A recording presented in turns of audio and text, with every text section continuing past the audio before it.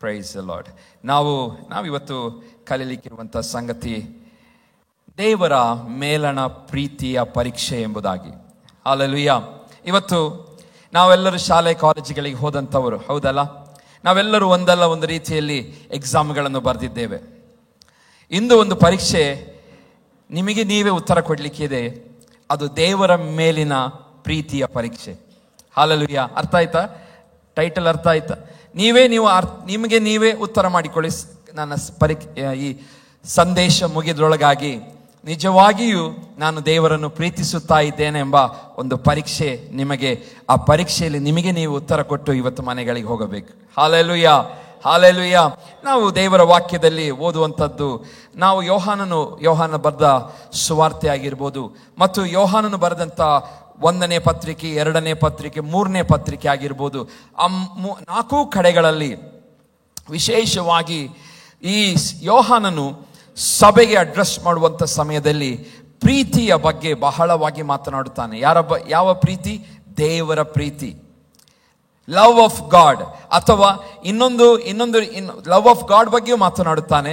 ಮತ್ತು ಮನುಷ್ಯರಾದ ನಾವು ಸಹ ಹೇಗೆ ದೇವರನ್ನು ಪ್ರೀತಿಸಬೇಕು ಮತ್ತು ದೇವರನ್ನು ನಾವು ಪ್ರೀತಿಸುತ್ತಾ ಇರಬೇಕು ಎಂಬುದಾಗಿ ಅವನೇನ್ ಮಾಡ್ತಾನೆ, ನಮಗೆ ಬೋಧನೆಯನ್ನು ಕೊಡುವುದನ್ನು ನಾವು ನೋಡುತ್ತೇವೆ.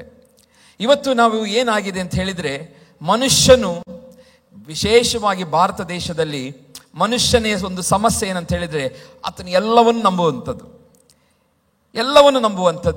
ಎಲ್ಲರನ್ನು ಸಹ ನಂಬ್ತಾನೆ. ಒಬ್ಬ ವ್ಯಕ್ತಿ ಏನಾದರೂ ಮಾಡಿದರೆ ಅದರಂತೆ ಮಾಡಲು ನಾವೇನ್ ಮಾಡ್ತೇವೆ? ಬಯಸುವವರು. ಅದು ಸರಿ ಉಂಟೋ ಸರಿ ಇಲ್ಲವೋ ಎಂಬುದಾಗಿ ನೋಡದೆ ನಾವು ಒಬ್ಬನು ಏನ್ ಮಾಡುತ್ತಿದ್ದಾನೆ ಅದನ್ನು ಹಿಂಬಾಲಿಸುವವರಾಗಿದ್ದೇವೆ.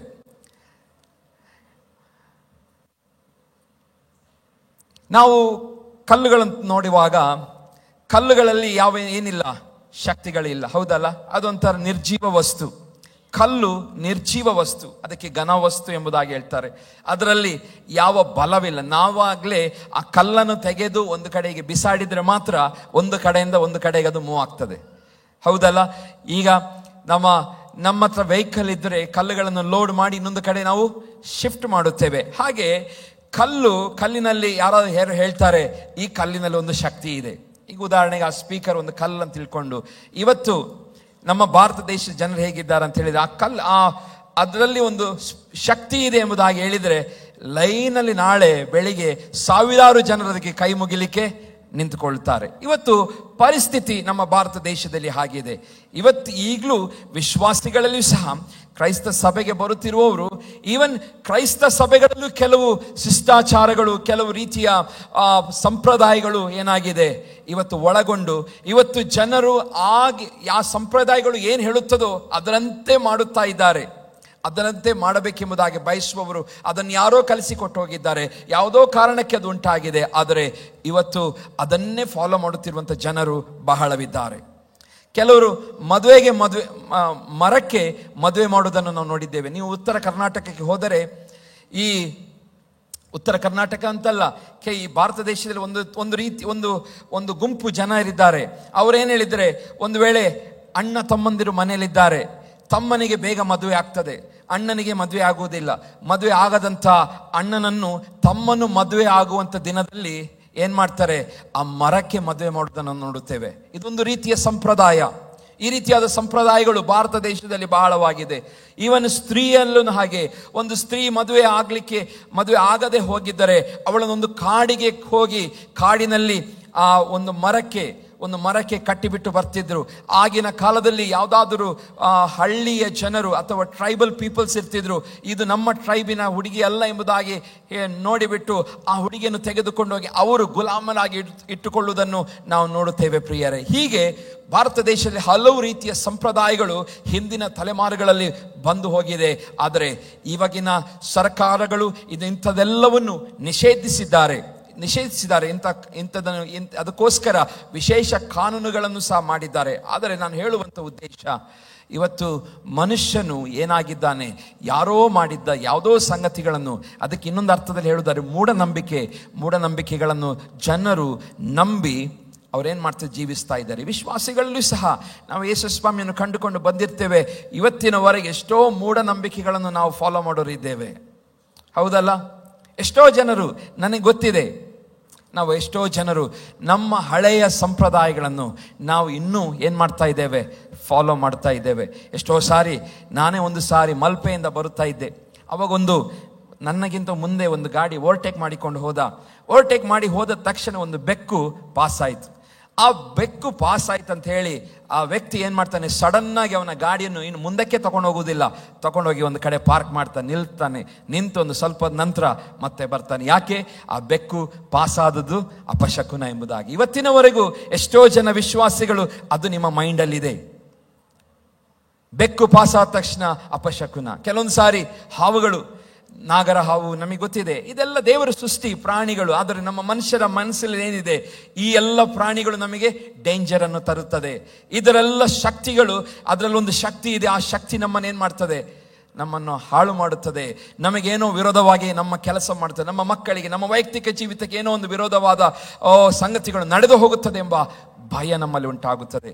ಕೆಲವೊಂದು ಸಾರಿ ಮನೆಯ ಮುಂದೆ ಕಾಗೆಗಳು ಕೂಗಿದರೆ, ಕಾಗೆ ಕೂಗುವುದಕ್ಕೆ ಒಂದು ಅರ್ಥವನ್ನು ಕಲ್ಪಿಸಿಕೊಂಡು ಮನುಷ್ಯರು ಏನು ಮಾಡ್ತಾರೆ, ಆ ಕಾಗೆ ಕೂಗುವುದಕ್ಕೆ ಹಲ್ಲೆಲೂಯಾ, ಏನೋ ಒಂದು ಆಗ್ಲಿಕ್ಕಿದೆ, ಏನೋ ಯಾರೋ ಬರ್ಲಿಕ್ಕಿದ್ದಾರೋ, ಹೇಗೋ ಹಾಗೆಲ್ಲ ಬೇರೆ ಬೇರೆ ರೀತಿಯ ಅರ್ಥವನ್ನು ಕಲ್ಪಿಸುವಂತ ಬೇರೆ ಬೇರೆ ಜನರಿದ್ದಾರೆ. ಕೆಲವೊಂದು ಸಾರಿ ಜನರು ಕಾಲಿಗೆ ಕಪ್ಪು ದಾರವನ್ನು ಕಟ್ಕೊಳ್ತಾರೆ, ಹೌದಲ್ಲ? ಇವತ್ತಿನ ಫ್ಯಾಷನ್ ಅದು. ಯವನಸ್ಥ ಮಕ್ಕಳು ಹೆಚ್ಚಿನವರ ಕಾಲುಗಳನ್ನು ನೋಡಿ, ಎಲ್ಲರ ಮಕ್ಕಳ ಕಾಲುಗಳ, ಯವನಸ್ಥರ ಕಾಲಲ್ಲಿ ಒಂದು ಕಪ್ಪು ಒಂದು ಹಗ್ಗ ದಾರವಿದೆ. ಅವ್ರಿಗೆ ಕೇಳಿದರೆ ಅದು ಲಕ್ಕಿಗೆ ಅಂತ ಹೇಳ್ತಾರೆ. ಯಾವುದಕ್ಕೆ? ಲಕ್ಕು ಬರಲಿಕ್ಕೆ. ಅವರಿಗೆ ಏನೋ ಒಂದು ವಿಷಯ ಆಶೆ ಇದೆ, ಏನೋ ಅದರ ಲಕ್ಕಿಗೋಸ್ಕರ ಕಟ್ಟಿಕೊಳ್ಳುತ್ತಾರೆ. ಪ್ರಿಯ ಮಕ್ಕಳೇ, ನಾವು ಹಾಕಿಕೊಳ್ಳುವಂಥದ್ದೆಲ್ಲ ಆ ಬಟ್ಟೆ, ಹೌದಲ್ಲ? ನಾವು ಧರಿಸಿಕೊಳ್ಳುವಂಥದ್ದು ಪ್ಯಾಂಟ್ ಆಗಲಿ, ಶರ್ಟ್ ಆಗಲಿ, ಹುಡುಗಿಯರು ಹಾಕಿಕೊಳ್ಳುವಂಥ, ನೀವು ಹಾಕಿಕೊಳ್ಳುವಂಥ ಬಟ್ಟೆ ಎಲ್ಲವೂ ಏನಾಗಿದೆ, ಬಟ್ಟೆ. ಅದೊಂದು ವಿಶೇಷ ಬಟ್ಟೆ ನಮ್ಮನ್ನು ಏನು ಮಾಡುತ್ತದೆ, ಹೌದಲ್ಲ? ನಾವು ಹಾಕಿಕೊಳ್ಳುವಂಥದ್ದೇ ಬಟ್ಟೆ. ಅದು ಸಹ ಒಂದು ಬಟ್ಟೆಯಿಂದ ಅಥವಾ ಕಾಟನಿಂದ ಮಾಡಿದಂಥ ಒಂದು ನೂಲು. ಆ ನೂಲು ನಿಮ್ಮ ಜೀವಿತದಲ್ಲಿ ಏನು ವ್ಯತ್ಯಾಸವನ್ನು ತರುತ್ತದೆ? ಇವತ್ತು ನಾವು ಮೂಢನಂಬಿಕೆಗಳಲ್ಲಿ ಇರುವುದಾದರೆ ಅದರಿಂದ ಹೊರಗೆ ಬರಬೇಕು. ಹಲ್ಲೆಲೂಯಾ. ಕೆಲವೊಂದು ಮನೆಗಳಿಗೆ ಹೋಗುವಾಗ, ಮನೆಗೆ ಬರಬೇಕಾದ್ರೆ ಮೊದಲ ಬಲಕಾಲು ಒಳಗಿಟ್ಟು ಬರಬೇಕೆಂಬುದಾದಂಥ ಕೆಲವು ಸಂಪ್ರದಾಯಗಳಿದೆ, ಹೌದಲ್ಲ? ಬಲಕಾಲು ಒಳಗಿಟ್ಟು ಬರಬೇಕು. ಎರಡು ಕಾಲು ಏಸಪ್ಪನೇ ಕೊಟ್ಟದ್ದು. ಯಾವ ಕಾಲ ಆಗಲಿ ಏನು, ಯಾವ ಕಾಲದಿಟ್ಟು ನಾವು ಒಳಗೆ ಹೋಗ್ಬೋದು. ಇವತ್ತು ಮನುಷ್ಯನು ಬೇರೆ ಬೇರೆ ರೀತಿಯ ಮೂಢನಂಬಿಕೆಗಳಲ್ಲಿ ಅದನ್ನು ತುಂಬಿ ಹೋಗಿದ್ದಾನೆ ಪ್ರಿಯರೇ. ಅದಕ್ಕೋಸ್ಕರ ಯೋಹಾನನು ನಮಗೊಂದು ವಿಶೇಷವಾದಂಥ ಮಾತುಗಳನ್ನು ಕೆಲವು ಹೇಳ್ತಾನೆ. ವಿಶ್ವಾಸಿಗಳಾದ ನಮಗೆ ಒಂದು ಯೋಹಾನ ಅದರ 4ನೇ ಅಧ್ಯಾಯ 1ನೇ ವಚನಕ್ಕೆ ನಾವು ತಿರುಗಿಕೊಳ್ಳೋಣ. 1 ಯೋಹಾನ 4ನೇ ಅಧ್ಯಾಯ, 1 ಯೋಹಾನನ ಪತ್ರಿಕೆ 4ನೇ ಅಧ್ಯಾಯ 1ನೇ ವಚನ. ದಯಮಾಡಿ ಯಾರಲ್ಲೊಬ್ರು ಓದಿ. ಅನೇಕ ಮಂದಿ ಸುಳ್ಳು ಪ್ರವಾದಿಗಳು ಲೋಕದೊಳಗೆ ಬಂದಿರುವುದರಿಂದ ನೀವು ಆತ್ಮದ ಎಲ್ಲಾ ನುಡಿಗಳನ್ನು ನಂಬದೆ ಆಯಾ ನುಡಿಗಳು ದೇವರಿಂದ ಪ್ರೇರಿತವಾದವುಗಳೋ ಅಲ್ಲವೋ ಎಂದು ಅವುಗಳನ್ನು ಪರೀಕ್ಷಿಸಬೇಕು. ಸಾಕು. ಇಲ್ಲಿ ಯೋಹಾನನು ಜನರಿಗೆ ಎಚ್ಚರಿಕೆಯನ್ನು ಕೊಡ್ತಾ ಇದ್ದಾನೆ. ಏನಂತ ಎಚ್ಚರಿಕೆ ಅಂತ ಹೇಳಿದ್ರೆ, ಪ್ರಿಯರೇ, ಅನೇಕ ಮಂದಿ ಸುಳ್ಳು ಪ್ರವಾದಿಗಳು ಲೋಕದೊಳಗೆ ಬಂದಿರುವುದರಿಂದ ನೀವು ಆತ್ಮದ ಎಲ್ಲ ನುಡಿಗಳನ್ನು ನಂಬದೆ ಆಯಾ ನುಡಿಗಳು ದೇವರಿಂದ ಪ್ರೇರಿತವಾಗಿದೆಯೋ ಅಥವಾ ಅಲ್ಲವೋ ಎಂದು ನಾವು ಪರೀಕ್ಷಿಸಬೇಕು ಎಂಬುದಾಗಿ. ಇವತ್ತಿನ ದಿನಗಳಲ್ಲಿ ನೀವು ಎಲ್ಲಿ ನೋಡಿದರೂ prophet this so and so meetings ನೋಡಿದಿರಿ, ಕೇಳಿದ್ದೀರಾ? ಎಲ್ಲಿ ನೋಡಿದರೂ ಆ ಪ್ರಾಫೆಟ್ ಇಲ್ಲಿ ಬರ್ತಾ ಇದ್ದಾರೆ, ಆ ಪ್ರಾಫೆಟ್ ಇಲ್ಲಿ ಬರ್ತಾ ಇದ್ದಾರೆ. ಇವತ್ತು ಪ್ರಾಫೆಟ್ಗಳಿಂದ, ಅದಕ್ಕೆ ಇಲ್ಲಿ ಯೋಹಾನನು ಒಂದು ಎಚ್ಚರಿಕೆ ಕೊಡ್ತಿದ್ದಾನೆ. ಇಂಗ್ಲಿಷಲ್ಲಿ ಸಹ ಒಳ್ಳೆ ಸ್ಪಷ್ಟವಾಗಿ ಬರೆಯಲ್ಪಟ್ಟಿದೆ. Beloved, believe not every spirit. Believe not every spirit ಅಂದ್ರೆ ಎಲ್ಲ ಪ್ರತಿಯೊಂದು ಆತ್ಮಗಳನ್ನು ನಂಬಬೇಡಿರಿ ಎಂಬುದಾಗಿ. ಸೈತಾನನ ಆತ್ಮವೂ ಇದೆ, ದೇವರ ಆತ್ಮನೂ ಇದೆ. ಇವತ್ತು ಇಂಗ್ಲಿಷಲ್ಲಿ ಒಳ್ಳೆ ರೀತಿಯಾಗಿ ಟ್ರಾನ್ಸ್ಲೇಟ್ ಮಾಡಿದೆ, believe not every spirit but try the spirit whether they are of god. ನಾವು ಏನ್ ಮಾಡ್ಬೇಕಂತೆ, ನಾವು ಅದನ್ನು ಪರೀಕ್ಷಿಸಬೇಕು. ಅದು ದೇವರಿಂದ ಪ್ರೇರೇಪಿಸಲ್ಪಟ್ಟಂತ ಸಂಗತಿಯೋ ಅಥವಾ ಆ ಆತ್ಮನು ದೇವರ ಆತ್ಮನೋ ಎಂಬುದಾಗಿ ನಾವು ಪರೀಕ್ಷಿಸಬೇಕು.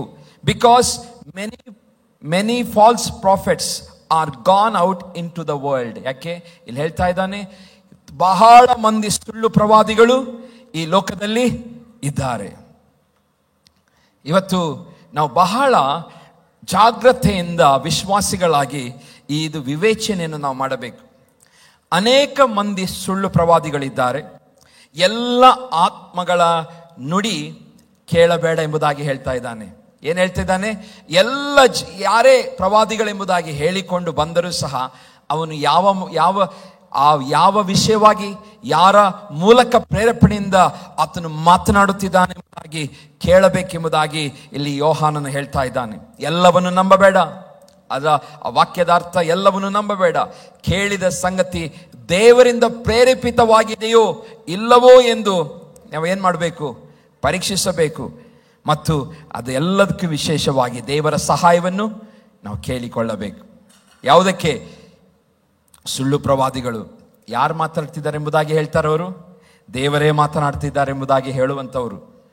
ಇವತ್ತು ಎಷ್ಟೋ ಕಡೆಗಳಲ್ಲಿ, ಬೇರೆ ಬೇರೆ ಕಡೆಗಳಲ್ಲಿ ನಾವು ಬಹಳ ಕಡಿಮೆ ಪ್ರವಾದಿಗಳನ್ನು ಕರೆಸುವಂಥದ್ದು. ಆದರೂ ನಾನು ಸ್ವಲ್ಪ ನೋಡಿ ಇಲ್ಲಿಗೆ ಬರುವಂಥ ಯಾರೇ ಆಗಿರಲಿ ಅವರು ವಾಕ್ಯವನ್ನು ಮೊದಲು ಕೊಡಬೇಕು. ನಾನು ಎಷ್ಟೋ ಸಲ ಅವ್ರಿಗೆ ಬಂದಾಗ ಹೇಳಿಬಿಡ್ತೇನೆ, ಪ್ರವಾದನೆಗಳೆಲ್ಲ ಕಡಿಮೆ ಮಾಡಿ ವಾಕ್ಯವನ್ನು ಕೊಡಿ ಎಂಬುದಾಗಿ ನಾನು ಹೆಚ್ಚಾಗಿ ಹೇಳಿಬಿಡ್ತೇನೆ. ಇವತ್ತು ಪ್ರವಾದನೆ ಹೆಸರಿನಲ್ಲಿ ಇವತ್ತು ಜನರು ಏನಾಗ್ತಾ ಇದ್ದಾರೆ? ಮೋಸವಾಗ್ತಿದ್ದಾರೆ. ಅದರ ದುಷ್ಪರಿಣಾಮವೇನು? ಅವರ ಜೀವಿತಗಳಲ್ಲಿ ಆ ದೇವರು ಹೇಳಿದ ಮಾತುಗಳು ನೆರವೇರದೆ ಹೋದಾಗ ಅವರು ಏನಾಗ್ತಾರೆ? ಆತ್ಮನಿಂದ ಅವರು ಆತ್ಮಿಕವಾಗಿ ಅವರು ಕುಗ್ಗಿ ಹೋಗುತ್ತಾರೆ. ಆತ್ಮಿಕವಾಗಿ ಅವರು ದೇವರೇ ಬೇಡ, ದೇವರೇ ಇಲ್ಲ ಎಂಬುದಾಗಿ ಅವರು ಹಿಂಜಾರಿ ಹೋಗುವಂಥದ್ದು ಎಷ್ಟೋ ಕಡೆಗಳಲ್ಲಿ ಆಗಿದೆ. ಮೊನ್ನೆ ಇತ್ತೀಚೆಗೆ ಒಂದು ಸಹೋದರರು ಬಂದಿದ್ದರು ಬ್ಯಾಂಗ್ಳೂರಿಂದ. ಅವರು ಬೇರೆ ಬೇರೆ ಇಂಡಸ್ಟ್ರಿಗಳಲ್ಲಿ, ಫಿಲ್ಮ್ ಇಂಡಸ್ಟ್ರಿಯಲ್ಲೆಲ್ಲ ಕೆಲಸ ಮಾಡಿದವರು. ಒಂದು ದಿವಸ ಇಲ್ಲೇ ಉಡುಪಿಯಲ್ಲಿ ಯಾವುದೋ ಒಂದು ಕಡೆ ಮೀಟಿಂಗ್ ಆಗ್ತಾ ಇತ್ತು. ಅವರು ಬಂದಿದ್ದಾರೆ. ಅಲ್ಲಿ ಬಂದಾಗ ಇವರ ಮೇಲೆ ತಲೆ ಮೇಲೆ ಕೈ ಇಟ್ಟು ಅವರಿಗೆ ಪ್ರವಾದನೆ ಹೇಳಿದ್ದಾರೆ. ನೀನು ಇಂಥ ತಾರೀಕು, ಇಂಥ ವರ್ಷದಲ್ಲಿ, ಈ 3 ವರ್ಷದ ಹಿಂದೆ ಹೇಳಿದಂಥ ಮಾತು, ಈ ವರ್ಷದಲ್ಲಿ ನಿನಗೆ ಈ ರೀತಿಯಾದಂಥ ಕಾರ್ಯಗಳು ಎಲ್ಲ ನಡೀತದೆ ಎಂಬುದಾಗಿ ಒಂದು ಪ್ರವಾದನೆ ಹೇಳಿ ಹೋಗಿದ್ದಾರೆ. ಪಾಪ ಈ ವ್ಯಕ್ತಿ ಅದನ್ನು ನಂಬಿ ಹೌದು ದೇವರು ಮಾಡ್ತಾನೆ ಎಂಬುದಾಗಿ ಕಾಯ್ತಾ ಬಹಳ ಪ್ರಾರ್ಥನೆ ವೀರ. ಎಷ್ಟೋ ತುಂಬ ಸಾಲ ಎಲ್ಲ ಆಗಿಬಿಟ್ಟಿದೆ, ಏನೇನೋ ಪ್ರಯಾಸ ಪಡ್ಲಿಕ್ಕೆ ಹೋಗಿ ಎಲ್ಲ ವ್ಯರ್ಥವಾಗಿದೆ. ಆದರೆ ಈ ಪ್ರವಾದಿಯ ಮಾತು ಕೇಳಿ ತಿರುಗಿ ಒಂದು ಚೈತನ್ಯ ಹೊಂದಿಕೊಂಡು ದೇವರಲ್ಲಿ ಸಮಯ ಕಾಡ್ತಾ ಇದ್ರು. ಆದರೆ ಆ ಪ್ರವಾದಿ ಹೇಳಿದ ಡೇಟ್ಗಳೆಲ್ಲ ಏನಾಯಿತು? ಆಗಿ ಹೋಯ್ತು. ಬಂದರು, ಇಲ್ಲಿ ಬರ್ತಾರೆ, ಬಂದು ಪಾಸ್ಟ್ರೆ ಆಗ ನನಗೆ ಡೇಟ್ ಕೊಟ್ಟಿದ್ರು, ಇವತ್ತಿನವರೆಗೆ ಆಗಲಿಲ್ಲ. ನಾನು ಅದಕ್ಕೆ ಹೇಳಿದೆ, ಮನುಷ್ಯರನ್ನು ಯಾರು ನಂಬಲಿಕ್ಕೆ ಹೋಗಬೇಡಿ, ಮನುಷ್ಯರನ್ನು ನಂಬಲಿಕ್ಕೆ ಹೋಗಬೇಡಿ. ಮನುಷ್ಯರಲ್ಲ ನಮ್ಮ ಸಂಗಡ ಮಾತನಾಡು, ದೇವರು ಮಾತನಾಡಬೇಕು. ಮನುಷ್ಯರ ಮಾತು ನೀವು ಕೇಳಿದ್ದರಿಂದ ಏನಾಯ್ತು? ನೀವು ಇನ್ನೂ ದೇವರ ಮೇಲೆ ಅಪನಂಬಿಕೆ ನಿಮಗೆ ಉಂಟಾಗಿದೆ. ಹಲ್ಲೆಲೂಯಾ. ಇವತ್ತು ನಾವು ಯಾವುದು ಸತ್ಯ, ಯಾವುದು ಸುಳ್ಳು ಎಂಬುದಾಗಿ ಪರೀಕ್ಷೆ ಮಾಡಬೇಕು. ಇವತ್ತು ನಮಗೆ ಯೋಹಾನ ನಮಗೆ ಅದನ್ನೇ ತಿಳಿಸುವಂಥದ್ದು. ಪ್ರಿಯ ದೇವಚನರೇ, ನಮ್ಮ ಮುಂದೆ ಇದೊಂದು ಪರೀಕ್ಷೆ ಇದೆ. ಇವತ್ತು ಯಾರೇ ಆಗಿರಲಿ, ಸೇವಕನ ರೂಪವಾಗಿರ್ಬೋದು, ಅಥವಾ ಪ್ರವಾದಿಯ ರೂಪವಾಗಿರ್ಬೋದು, ಅಪೋಸ್ತಲನ ರೂಪದ ಇವ್ಯಾಂಜಲಿಸ್ಟ್ಗಳ ರೂಪವಾಗಿರ್ಬೋದು, ಯಾವುದೇ ರೂಪದಲ್ಲಿ ಬಂದು ಹಾಲಲು ಏನಾದರೂ ನಿಮಗೆ ಹೇಳಿದರೆ ಮೊದಲು ಹೌದು ಇದು ದೇವರಿಂದವೋ ಇಲ್ಲವೋ ಎಂಬುದಾಗಿ ಸಭೆಯಲ್ಲಿರುವಂಥ ಪ್ರತಿಯೊಬ್ಬರು ಏನು ಮಾಡಬೇಕು? ಆ ಮಾತುಗಳನ್ನು ಪರೀಕ್ಷೆ ಮಾಡಬೇಕು. Hallelujah, hallelujah. ನಾನು ಹೇಳಿದ ಅರ್ಥ ಆಗ್ತಾ ಇದೆಯಲ್ಲ? ಎಲ್ಲರೂ ಇವತ್ತು ಪ್ರವಾದಿಗಳ ಹಿಂದೆ ಓಡ್ತಾರೆ. ಅವರಿಗೂ ಮತ್ತು ಆ ಟಿವಿಗಳಲ್ಲಿ ಬೆಳಿಗ್ಗೆ ಎದ್ದು ಶಕುನ ಹೇಳೋರು ಏನು ವ್ಯತ್ಯಾಸ ಇದೆ? ಮೊನ್ನೆ ಒಂದು ಕ್ಲಿಪ್ ನೋಡಿದೆ. ಒಬ್ಬ ಈ ಜ್ಯೋತಿಷಿ ಹೇಳುವನ ಹತ್ರ ಒಬ್ಬ ಕೇಳ್ತಾನೆ, ನೀವು ಎಷ್ಟು ಸುಳ್ಳು ಹೇಳ್ತೀರಿ ಎಂಬುದಾಗಿ ಕೇಳುವಾಗ ಫಸ್ಟ್ ಹೇಳಿದಂಥ ಮಾತಿನ ನಾನು ಸುಳ್ಳೇ ಹೇಳುವುದಿಲ್ಲ ಎಂಬುದಾಗಿ. ಅದಕ್ಕೆ ಅವನು ಇಂಟರ್ವ್ಯೂ ತೆಗೆದುಕೊಂಡು ಹೇಳ್ತಾನೆ, ಮೊದಲನೇ ಸುಳ್ಳು ಹೇಳಿ ಆಯಿತು ನೀವು ಎಂಬುದಾಗಿ. ಹಲ್ಲೆಲೂಯಾ. ಮೊದಲನೇ ಸುಳ್ಳು ಹೇಳಿ ಆಯಿತು.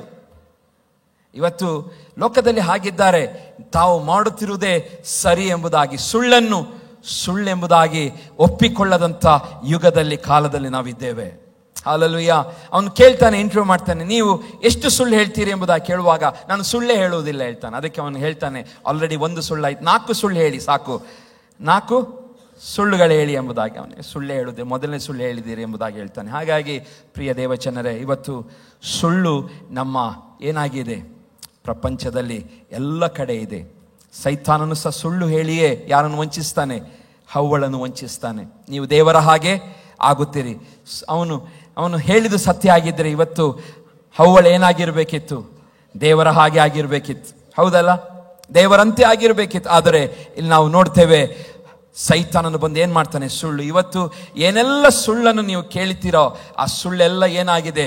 ಸೈತಾನನ ಪ್ರೇರೇಪಣೆ. ನಾನು ಪ್ರವಾದಿಗಳು ಒಳ್ಳೆಯವರು ಬಹಳ ಕೆಲವು ಜನರು ಬಹಳ ಇದ್ದಾರೆ, ಆದರೆ ಬಹಳ ಬೆರಳೆಣಿಕೆಯಲ್ಲಿ ಎಷ್ಟು ಜನರು ಮಾತ್ರ ಇವತ್ತು ಪ್ರವಾದಿಗಳು ಇರಬಹುದು. ಆದರೆ ಪ್ರಿಯ ದೇವ ಜನರು, ಎಲ್ಲರ ಮಾತು ನೀವು ಕೇಳುವಾಗ ಜಾಗೃತಿ ಆಗಿರಿ ಎಂಬುದಾಗಿ ನಿಮ್ಮನ್ನು ಎಚ್ಚರಿಸುತ್ತಾ ಇದ್ದೇನೆ. ಈ ಯೋಹಾನನ ಈ ಪತ್ರಿಕೆ ಕ್ರಿಸ್ತ ಶಕ 70ನೇ ಶತಮಾನದಲ್ಲಿ ಯೋಹಾನನು ಬರೆಯುತ್ತಾನೆ.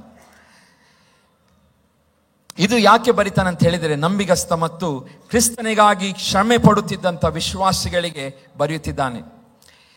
ನಂಬಿಕೆಯನ್ನು ದೃಢವಾಗಿ ಹಿಡಿದುಕೊಳ್ಳಿ ಎಂಬುದಾಗಿ ಅವರಿಗೆ ಉತ್ತೇಜಿಸುವಂತ ಒಂದು ಏನಾಗಿದೆ ಪತ್ರಿಕೆ ಇದಾಗಿದೆ. ಯಾಕೆಂದ್ರೆ ಸುಳ್ಳು ಬೋಧಕರು ಆಗಿನ ಸಭೆಯಲ್ಲಿ ತಮ್ಮ ಬೋಧನೆಯಿಂದ ಜನರನ್ನು ಏನ್ ಮಾಡ್ತಾ ಇದ್ರು? ಯಾಮಾರಿಸುತ್ತಾ ಇದ್ರು, ಸಭೆಯನ್ನು ಹಾಳು ಮಾಡುತ್ತಾ ಇದ್ರು. ಸಭೆಗೆ ಯೋಹಾನನ ಹೇಳಿಕೆ ಉದ್ದೇಶ ಅಂದ್ರೆ, ಒಂದು ಸಭೆ ಒಳ್ಳೆದಾಗಿ ಆತ್ಮಿಕವಾಗಿ ಬೆಳೆಯುತ್ತಾ ಇದೆ. ಈ ಸುಳ್ಳು ಪ್ರವಾದಿಗಳು ಏನ್ ಮಾಡ್ತಾ ಇದ್ರು? ಈ ಸುಳ್ಳುಗಳನ್ನು ಹೇಳಿ ಒಂದು ಸಭೆಯನ್ನು ಏನ್ ಮಾಡ್ತಾ ಇದ್ರು? ಖಾಲಿ ಮಾಡುತ್ತಾ ಇದ್ರು. ಯಾಕೆಂದ್ರೆ ಅಲ್ಲಿ ಮಾತ್ರ ಸತ್ಯ ಇದೆ, ಇಲ್ಲಿ ಸತ್ಯ ಇಲ್ಲ ಎಂಬುದಾಗಿ ಜನರನ್ನು ಆ ರೀತಿಯಾದಂಥ ಭ್ರಮೆಗೆ ಅವರು ನಡೆಸುತ್ತಾ ಇದ್ರು.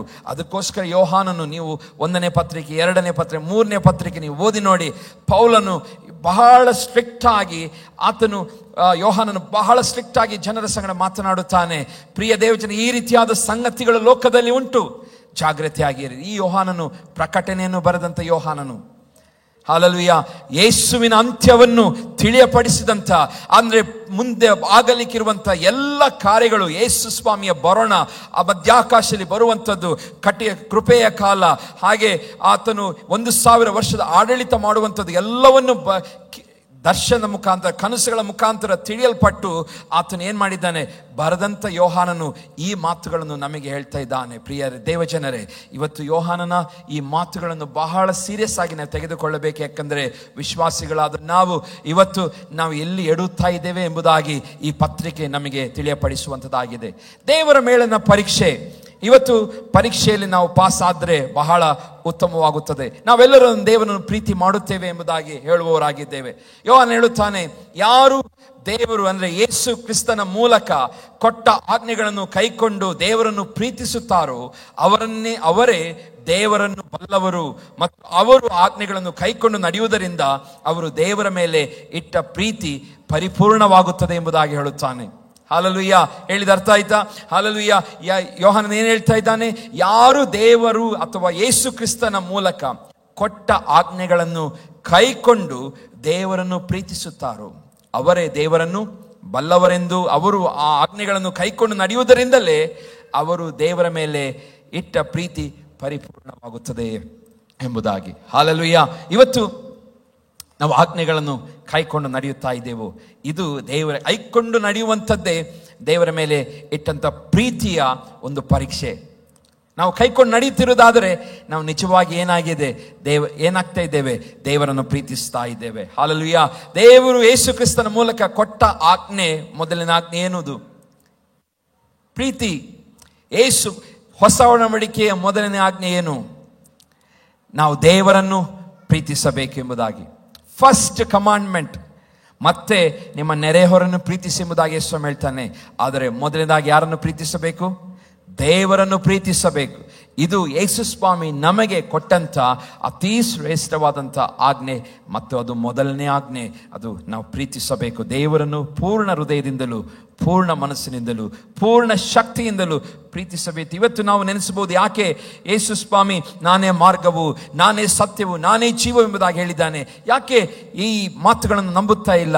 ಯಾಕೆ ಅಂತ ಹೇಳಿದರೆ, ಹಲ್ಲೆಲೂಯಾ, ನಾವು ನೋಡುತ್ತೇವೆ ಮನುಷ್ಯನಲ್ಲಿ ಏನಾಗಿದೆ? ಬುದ್ಧಿ, ಅರಿವಿಕೆ ಕಡಿಮೆ ಆಗಿದೆ. ಅಪಾರವಾದ ಜ್ಞಾನ ಬೇಕು. ದೇವರು ಒಬ್ಬ ಇದ್ದಾನೆ, ಸತ್ಯವಾದ ದೇವರೊಬ್ಬನು ಇದ್ದಾನೆ ಎಂಬುದಾಗಿ ಅರಿತುಕೊಳ್ಳಲಿಕ್ಕೆ ನಮಗೆ ಜ್ಞಾನ ಬೇಕು, ವಿವೇಚನೆ ಬೇಕು, ಅರಿವು ಬೇಕು, ತಿಳುವಳಿಕೆ ಬೇಕು, ಎಚ್ಚರಿಕೆ ಬೇಕು, ಜಾಗ್ರತೆ ಬೇಕು, ಪ್ರಜ್ಞಾವಂತಿಕೆ ಬೇಕು.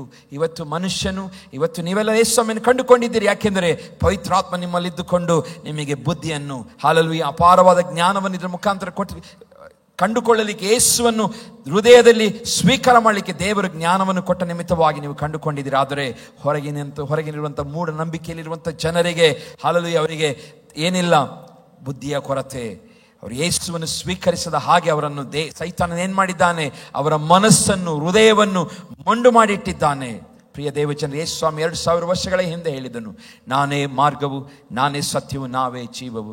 ಇವತ್ತು ಯಾರೇ ಒಬ್ರು ಬಂದು ಅಲ್ಲಿ ಒಂದು ಸಂಗತಿ ಇದೆ, ಅಲ್ಲಿ ಒಂದು ಸ್ಥಳವಿದೆ, ಅಲ್ಲಿ ಸ್ಥಳಕ್ಕೆ ಹೋದರೆ ನಿಮಗೆ ಸಂಪೂರ್ಣವಾಗಿ ನಿಮ್ಮ ಎಲ್ಲ ಸಮಸ್ಯೆಗಳು ಪರಿಹಾರವಾಗುತ್ತದೆ ಎಂಬುದಾಗಿ ಈಗ ಹೇಳಿದರೆ ಈಗ ಸಾವಿರಾರು ಜನರು ಹೋಗೋರಿದ್ದಾರೆ. ಆದರೆ 2000 ವರ್ಷಗಳ ಹಿಂದೆ ಯೇಸು ಸ್ವಾಮಿ ಹೇಳಿದ್ದಾನೆ, ನಾನೇ ಮಾರ್ಗವು, ನಾನೇ ಸತ್ಯವು, ನಾನೇ ಜೀವವು ಆಗಿದ್ದೇನೆ, ನನ್ನ ಹೊರತು ಯಾರು ಸಹ ತಂದೆ ಬಳಿಗೆ ಸೇರಲಾರರು ಎಂಬುದಾಗಿ ಹೇಳಿದ್ದಾನೆ.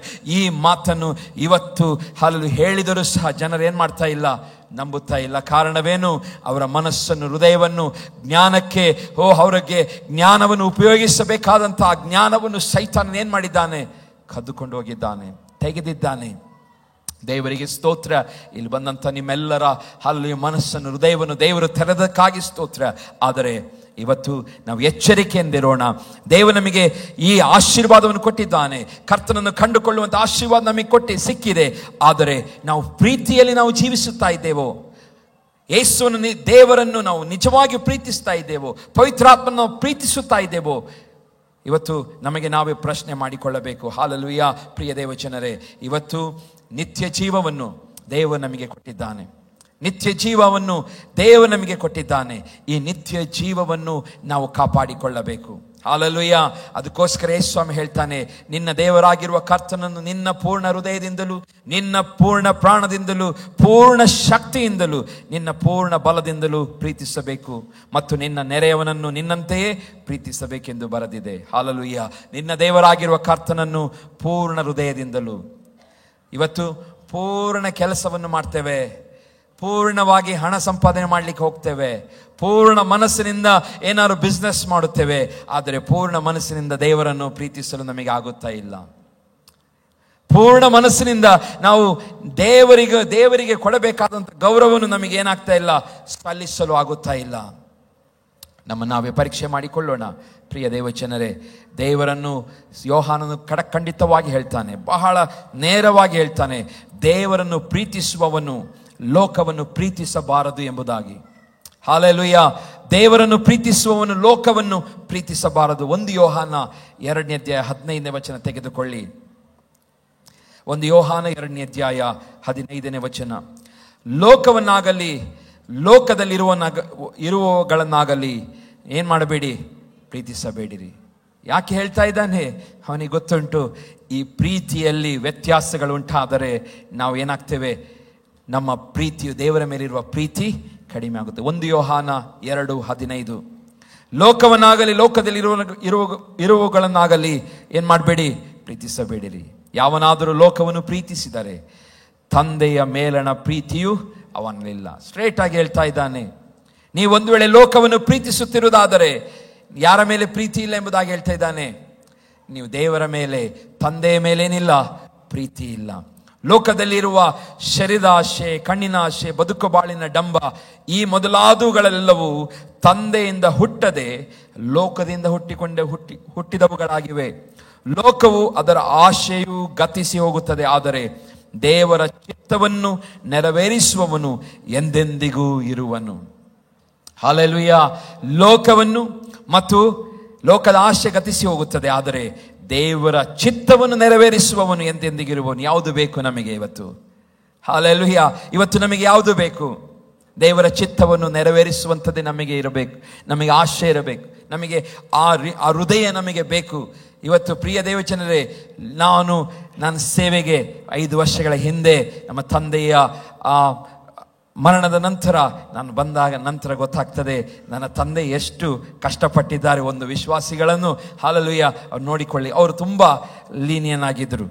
ನಾನು ಸ್ವಲ್ಪ ನೇರ ಮಾತಿನವನು, ನೇರ ನುಡಿ. ಯಾಕೆ ಅಂತ ಹೇಳಿದರೆ, ದೇವರು ನಮಗೋಸ್ಕರ ರಕ್ತ ಸುರಿಸಿದ್ದಾನೆ, ಆ ಸತ್ಯ ನಮಗೆ ಗೊತ್ತಾಗಿದೆ. ನಾವು ಆಲಸ್ಯರಾದರೆ ನಿಮ್ಮ ಆತ್ಮಕ್ಕೆ ನೀವೇ ಜವಾಬ್ದಾರ ಆಗ್ತೀರಿ, ಹೌದಲ್ಲ? ನೀವು ದೇವರಿಂದ ದೂರವಾದರೆ ಯಾರು ಜವಾಬ್ದಾರ ಆಗುತ್ತಾರೆ? ನೀವೇ ಜವಾಬ್ದಾರಿ. ಯಾಕೆಂದ್ರೆ ಸತ್ಯ ನಿಮಗೆ ಗೊತ್ತಿದೆ, ಸತ್ಯ ನಿಮಗೆ ಗೊತ್ತಿದೆ. ಅದಕ್ಕೋಸ್ಕರ ಲೋಕದಾದರ ಆಶೆ ಗತಿಸಿ ಹೋಗುತ್ತದೆ, ದೇವರ ಚಿತ್ತವನ್ನು ನೆರವೇರಿಸುವವನು ಎಂದೆಂದಿಗೂ ಇರುವವನಾಗಿದ್ದಾನೆ. ಹಾಲೆಲೂಯಾ. ಪ್ರಿಯ ದೇವಜನರೇ, ನಮಗೆ ಯೋಹಾನನು ಹೇಳ್ತಾ ಇದ್ದಾನೆ, ದೇವರನ್ನು ಪ್ರೀತಿಸುವವನು ಲೋಕವನ್ನು ಪ್ರೀತಿಸಬಾರದು. Hallelujah, hallelujah, hallelujah. ಪಕ್ಕದಲ್ಲಿರುವವರಿಗೆ ಹೇಳಿ, ದೇವರನ್ನು ಪ್ರೀತಿಸುವವನು ಲೋಕವನ್ನು ಪ್ರೀತಿಸಬಾರದು. ಹಾಲೆಲೂಯಾ. ದೇವರನ್ನು ಪ್ರೀತಿಸುವವನು ಲೋಕವನ್ನು ಪ್ರೀತಿಸಬಾರದು. ಇದು ಯಾರು ಹೇಳ್ತಾ ಇರುವಂಥದ್ದು?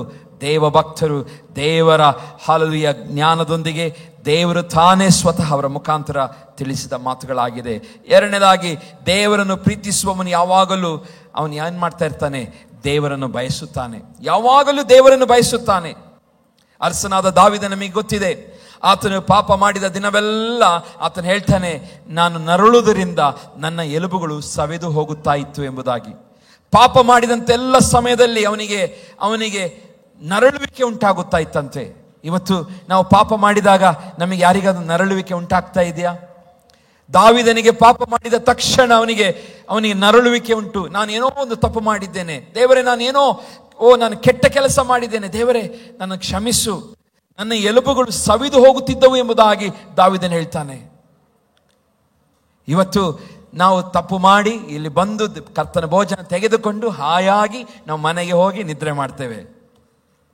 ಆದರೆ ಆಗಿನ ಭಕ್ತನ ದೇವರ ಮೇಲಿದ್ದ ಪ್ರೀತಿ ನೋಡಿ. ತಪ್ಪು ಮಾಡಿದನು, ಹೌದು, ಏನೋ ಮನುಷ್ಯರಾದ ನಾವು ಎಲ್ಲರೂ ತಪ್ಪು ಮಾಡುತ್ತೇವೆ. ಆದರೆ ಅವನ ಜೀವಿತದಲ್ಲಿ ಅವನು ಎಕ್ಸ್ಪ್ರೆಸ್ ಮಾಡುತ್ತಿದ್ದಾನೆ, ಅವನು ತಪ್ಪು ಮಾಡಿದ್ದಕ್ಕೆ ನರಳುತ್ತಾ ಇದ್ದೇನೆ ಎಂಬುದಾಗಿ. ದಿನವೆಲ್ಲ ಒಂದು ಕ್ಷಣವೆಲ್ಲ ದಿನವೆಲ್ಲ ನರಳುತ್ತಾ ಇದ್ದೇನೆ. ಯಾವಾಗ ಅವನು ದೇವರ ಮುಂದೆ ಕ್ಷಮೆಯನ್ನು ಕೇಳುತ್ತಾನೋ ಅಲ್ಲಿಯವರೆಗೆ ಅವನೇನ್ ಮಾಡ್ತಾ ಇದ್ದ?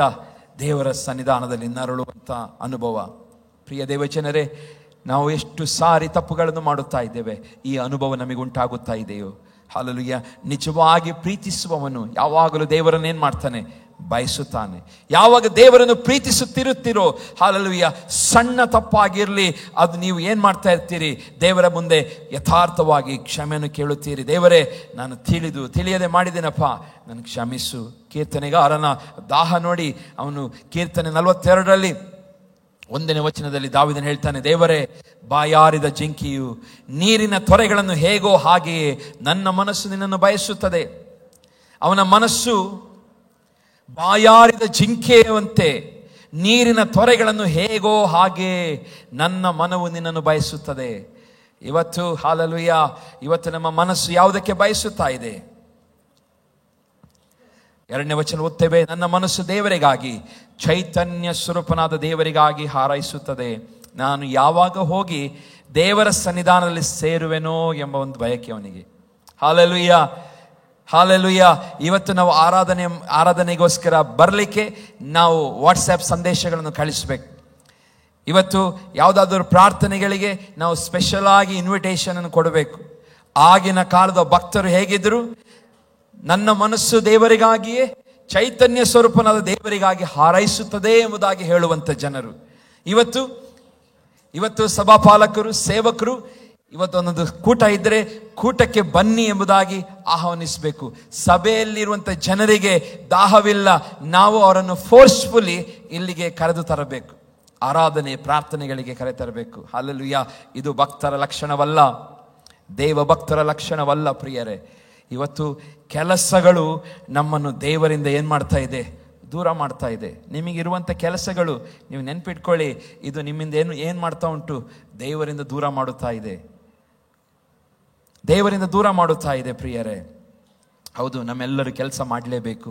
ಆದರೆ ದೇವರಿಗೆ ಕೊಡುವಂಥ ಸಮಯವನ್ನು ಕೊಡಲು ನಾವು ಯಾವಾಗಲೂ ಏನು ಮಾಡಬೇಕು?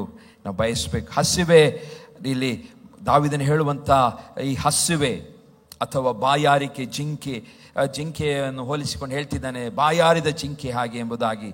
ಈ ಹಸಿವೆ ಮತ್ತು ಬಾಯಾರಿಕೆ ನಮ್ಮ ಶರೀರದ ಇಚ್ಛೆ ಆಶೆಗಳಲ್ಲಿ ಅತ್ಯಂತ ಪ್ರಮುಖವಾದದ್ದು, ಹೌದಲ್ಲ? ತೀಕ್ಷ್ಣವಾದದ್ದು, ಅಂದರೆ ಶ್ರೇಷ್ಠವಾದದ್ದು. ಈ ಹಸಿವೆ ಮತ್ತು ಬಾಯಾರಿಕೆ ನಿಮಿತ್ತವಾಗಿಯೇ ಮನುಷ್ಯನ ಇವತ್ತೇನು ಮಾಡ್ತಾ ಇದ್ದಾನೆ? ದುಡಿತಾ ಇದ್ದಾನೆ, ಹೌದಲ್ಲ? ಹೊಟ್ಟೆಗಾಗಿ, ಹಸಿವೆಗಾಗಿ ಮನುಷ್ಯನು ಇವತ್ತು ಬೆಳಿಗ್ಗೆಯಿಂದ ಸಾಯಂಕಾಲ ತನಕ ದುಡಿತಾ ಇದ್ದಾನೆ. ಆದರೆ ಅಷ್ಟು ದುಡಿಯೋದು ನಮಗೆ ಒಂದು ದಿವಸದ ಹೊತ್ತಿಗೆ 3 ಹೊತ್ತಿನ ಊಟಕ್ಕೆ ಹಾಲೆಲೂಯಾ ಅದು ಜಾಸ್ತಿ ಆಗುತ್ತದೆ. ಇಲ್ಲಿ ಹಸಿವೆ ಮತ್ತು ಬಾಯಾರಿಕೆ ಬದಲು ನಿಮಗೆ ಹಣ, ಆಸ್ತಿ, ಸಂಪತ್ತು ಕೊಟ್ಟರೆ ನಿಮ್ಮ ಬಾಯಾರಿಕೆ ಮತ್ತು ಹಸಿವೆ ನೀಗುವುದು, ನಿಮಗೆ ತವಕ ತೆಗೆಯುವುದಿಲ್ಲ. ನಿಮ್ಮ ಹಣ ನಿಮಗೆ, ಅಲ್ಲಿ ಭಕ್ತರು ಒಂದು ಹೇಳ್ತಾರೆ, ನೀವು ಒಂದು ವೇಳೆ ಹಣ, ಆಸ್ತಿ, ಹಣವನ್ನು ಅಂದರೆ ನಿಮಗೇನೇ ಕೊಟ್ಟರೂ ಈ ಹಸಿವೆ ಮತ್ತು ಬಾಯಾರಿಕೆಯನ್ನು ನೀವು ತೆಗಿಲಿಕ್ಕಾಗೋದು, ಕಡಿಮೆ ಮಾಡಲಿಕ್ಕಾಗೋದಿಲ್ಲ. ಹಸಿವೆಗೆ ಮತ್ತು ಬಾಯಾರಿಕೆಗೆ, ಹಸಿವೆಗೆ ಸಂಬಂಧಪಟ್ಟಂಥದ್ದು ತಿನ್ನಬೇಕು, ಬಾಯಾರಿಕೆಗೆ ನೀರನ್ನೇ ಕುಡಿಬೇಕು. ಹೌದಲ್ಲ? ಹಣವು ನಿಮ್ಮ ಹಸಿವೆಯನ್ನು ತೆಗಿಲಿಕ್ಕಾಗುವುದಿಲ್ಲ, ಸಂಪತ್ತು ನಿಮ್ಮನ್ನು ಹಸಿವೆ ತೆಗಿಲಿಕ್ಕಾಗುವುದಿಲ್ಲ. ಬಾಯಾರಿಕೆ ಆಗಿರುವಾಗ ಈ ಲೋಕದ ಯಾವ ವಸ್ತು ಅಂದರೆ ಯಾವ ಬೇರೆ ಸಬ್ಸ್ಟಿಟ್ಯೂಟ್, ಯಾವುದಕ್ಕೆ ನೀರಿಗೆ ಮತ್ತು ಆಹಾರಕ್ಕೆ ಸಬ್ಸ್ಟಿಟ್ಯೂಟ್ ಆಗಿ ನೀವು ಏನೇ ಕೊಟ್ಟರೂ ಅದೇನಾಗುವುದಿಲ್ಲ, ಬಾಯಾರಿಕೆ ಮತ್ತು ಹಸಿವೆಯನ್ನು ನೀಗಿಸ್ಲಿಕ್ಕಾಗುವುದಿಲ್ಲ. ಅದಕ್ಕೆ ಪ್ರಿಯ ದೇವಜನರೇ, ಇಲ್ಲಿ ಭಕ್ತನು ಹೇಳ್ತಾ ಇದ್ದಾನೆ, ದೇವರೇ ಬಾಯಾರಿದ ಜಿಂಕೆ. ಅಂದರೆ ಅವನಿಗೆ ಯಾವುದರ ಬಾಯಾರಿಕೆ? ನೀರಿನ ಹಾಗೆ ನನ್ನ ಮನವು ನಿನ್ನನ್ನು ಬಯಸುತ್ತದೆ. ಅಂದರೆ ಅವನ ಬಾಯಾರಿಕೆ ಏನಾಗಿದೆ? ದೇವರ ವಿಷಯದಲ್ಲಿ ಬಾಯಾರಿಕೆ. ಅದನ್ನು ರಿಪ್ಲೇಸ್ ಮಾಡಲಿಕ್ಕೆ ಆ ಬಾಯಾರಿಕೆ ನಿಮಗೆ ಬರಬೇಕು. ಅದು ದೇವರೇ ಆಗಿರಬೇಕು. ಆತ್ಮಿಕವಾಗಿ ನೋಡುವಾಗ ಆತ್ಮಿಕ ಬಾಯಾರಿಕೆ ಅದು ಹಲ್ಲೆಲೂಯಾ ನಮ್ಮದು ದೇವರಾಗಿರಬೇಕು. ಅದಕ್ಕೆ ಒಂದು ಕಡೆ ನಾವು ಅಪೊಸ್ತಲ ಕೃತ್ಯಗಳನ್ನು ನೋಡುವಾಗ, ಅಪೊಸ್ತಲ ಕೃತ್ಯಗಳಲ್ಲಿ ಈ ಪೌಲನು ಕೈಗಳನ್ನಿಟ್ಟು ದೇವರೇ ಜನರಿಗೋಸ್ಕರ ಪ್ರಾರ್ಥನೆ ಮಾಡುವಾಗ ದೇವರ ಆತ್ಮನ ಅಭಿಷೇಕ ಬರ್ತಾ ಇತ್ತು. ಅವಾಗ ಒಬ್ಬ ಬರ್ತಾನೆ, ಅಲ್ಲಿ ಬಂದು ಹೇಳ್ತಾನೆ, ಹಣವನ್ನು ನಾನು ನಿಮಗೆ ಎಷ್ಟು ಹಣ ಕೊಟ್ಟರೆ ನೀನು ನನಗೆ ಅಭಿಷೇಕ ಕೊಡ್ತಿ? ಅವಾಗ ಹೇಳ್ತಾನೆ, ಈ ಹಣದಿಂದ ಎಲ್ಲ ಅಭಿಷೇಕಗಳು ಸಿಗೋದಿಲ್ಲ. ಹಲ್ಲೆಲೂಯಾ. ದುಡ್ಡಿನಿಂದ ನೀವು ಅಭಿಷೇಕವನ್ನು ಖರೀದಿ ಮಾಡ್ಲಿಕ್ಕಾಗೋದಿಲ್ಲ. ದೇವರ ಅನಾಯಿಂಟಿಂಗ್ ಅನ್ನು ದುಡ್ಡಿನಿಂದ ನೀವು ಖರೀದಿ ಮಾಡ್ಲಿಕ್ಕಾಗೋದಿಲ್ಲ. ಈ ಅನಾಯಿಂಟಿಂಗ್ ಬರಬೇಕಾದರೆ ನೀವು ದೇವ ಸನ್ನಿಧಾನದಲ್ಲಿ ಸಮಯವನ್ನು ಕಳೆಯಬೇಕು. ಹಲ್ಲೆಲೂಯಾ. ಅಭಿಷೇಕ ದುಡ್ಡು ಕೊಟ್ಟು, ಕಾಣಿಕೆಗಳನ್ನು ಕೊಟ್ಟು ಅಭಿಷೇಕವನ್ನು ಹೊಂದಿಕೊಳ್ಳಲಿಕ್ಕೆ ಆಗುವುದಿಲ್ಲ. ಅಭಿಷೇಕ ಯಾರ ಪ್ರಯತ್ನ?